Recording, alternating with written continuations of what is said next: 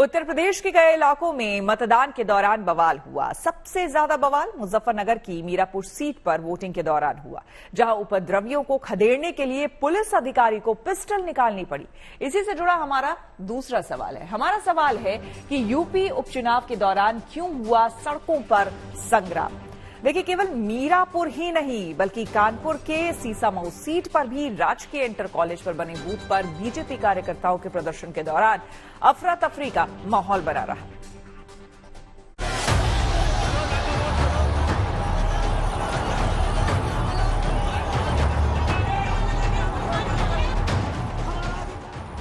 UP में मतदान के दौरान घमासान। मीरापुर में पुलिस पर पथराव के बाद तनाव। सीसामऊ में मतदान केंद्र के बाहर हंगामा। कुंदरकी में मतदाताओं के पहचान पत्र जांचने पर बवाल।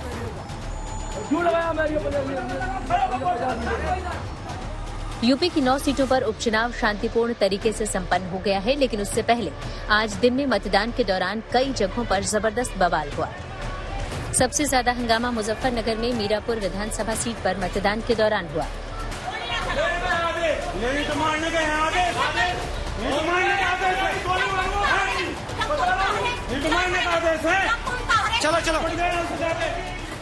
मीरापुर में ककरौली थाना क्षेत्र के ककरौली गांव के पास 2 गुटों के बीच झड़प के बाद माहौल तनावपूर्ण हो गया। बढ़ते हंगामे के बीच जब पुलिस वहां पहुंची तो उनके ऊपर पथराव कर दिया। पत्थरबाजी के दौरान पुलिस ने बल प्रयोग करके उपद्रवियों को खदेड़ दिया।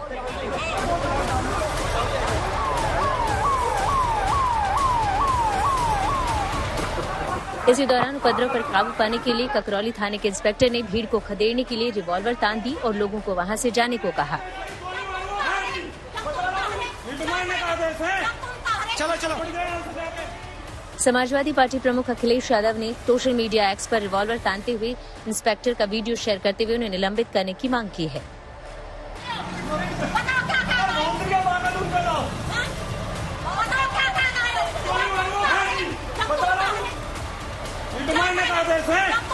चलो।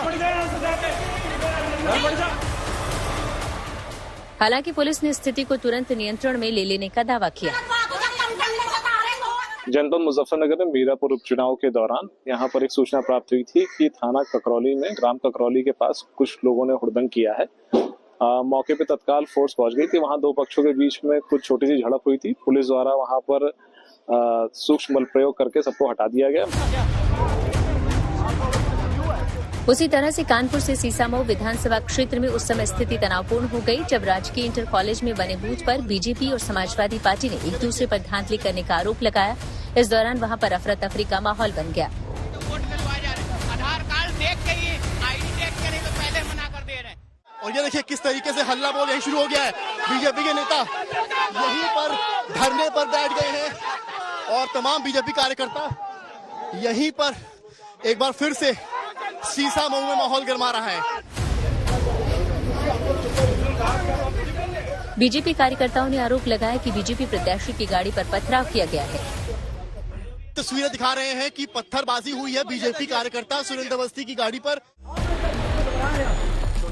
मुरादाबाद के कुंदरकी विधानसभा क्षेत्र में पुलिस की तरफ से मतदाताओं के पहचान पत्र जांच करने को लेकर बड़ा विवाद खड़ा हो गया। समाजवादी पार्टी ने वीडियो जारी करते हुए इस पर सख्त एक्शन लेने की मांग की, जिसके बाद चुनाव आयोग ने दोषी पुलिसकर्मियों को सस्पेंड कर दिया।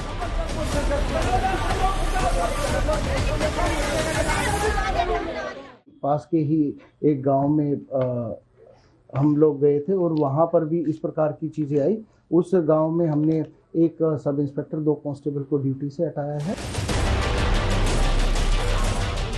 हंगामे के बीच आज अखिलेश यादव ने प्रेस कॉन्फ्रेंस करके चुनाव में धांधली का आरोप लगाया और कहा कि मुस्लिम बहुल इलाकों में लोगों को वोट करने से रोका गया, जबकि बीजेपी ने आरोपों से इनकार करते हुए अखिलेश पर राजनीति करने का आरोप लगाया।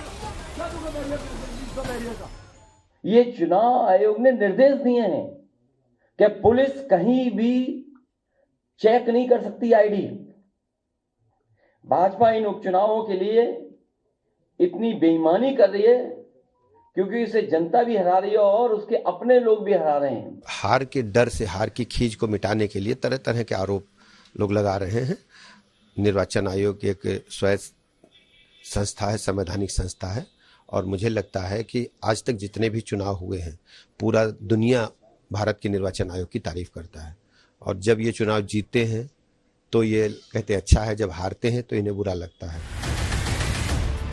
यूपी के उपचुनाव के दौरान बीजेपी और समाजवादी पार्टी के बीच तनातनी बता रही है कि बात केवल 9 सीटों की नहीं बल्कि साख की है।